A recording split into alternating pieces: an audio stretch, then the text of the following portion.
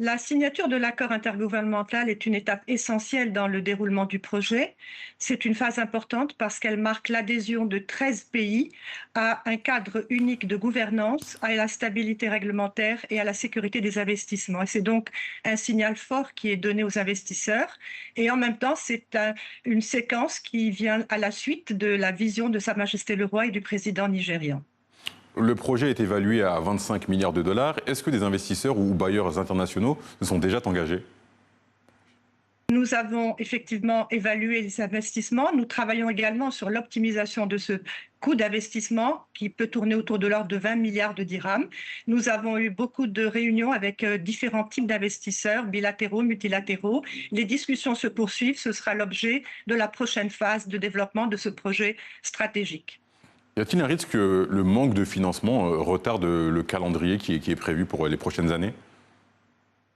Alors, le calendrier est bien évalué. Nous avons franchi d'énormes étapes jusqu'à présent avec les études de faisabilité, d'ingénierie détaillée, de l'impact environnemental et social, les évaluations économiques et financières.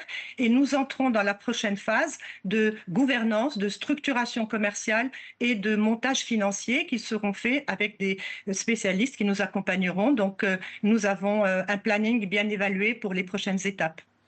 Quel est le rôle du Nigeria et du Maroc dans ce financement en tant que porteur historique de ce projet?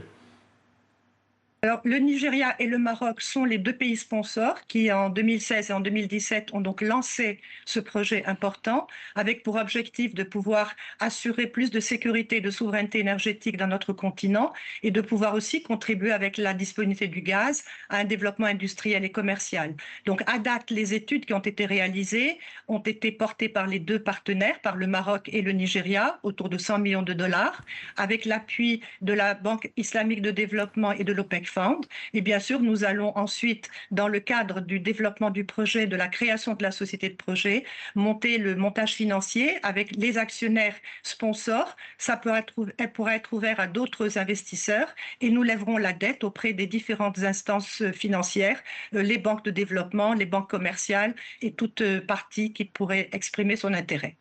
Vous avez déclaré il y a quelques jours que le schéma retenu prévoit 30 milliards de mètres cubes par an, dont environ 15 milliards destinés au Maroc puis à l'Europe. Comment se fera le reste de la répartition?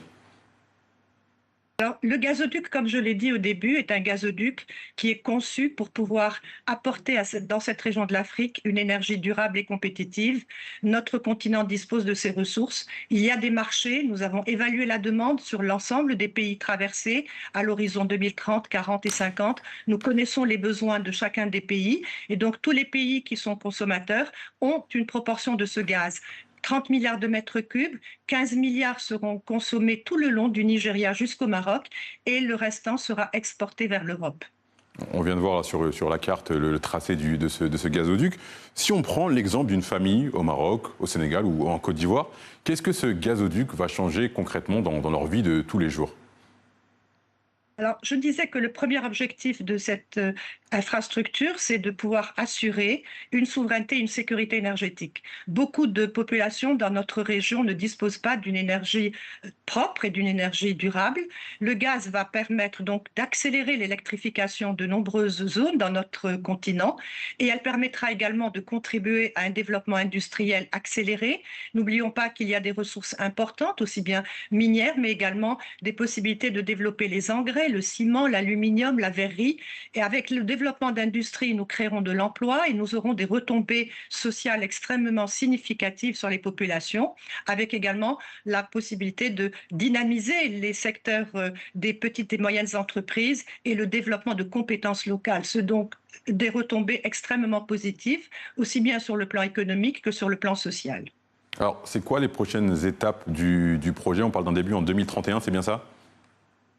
Alors, les prochaines étapes, c'est d'abord la signature de l'accord par le Maroc et la Mauritanie qui ne sont pas parties de la CEDEAO, mais qui ont déjà approuvé cet accord. Et lors d'une séance, lors de la rentrée, avec la création et nous annoncerons la création de la société du projet qui sera en charge de la structuration du financement et du montage et ensuite de l'exploitation et la réalisation de ce gazoduc. Elle sera installée à Casablanca et de la haute autorité du gazoduc qui, elle, sera installée à Abuja et qui assurera la gouvernance interétatique entre les différents pays de la région.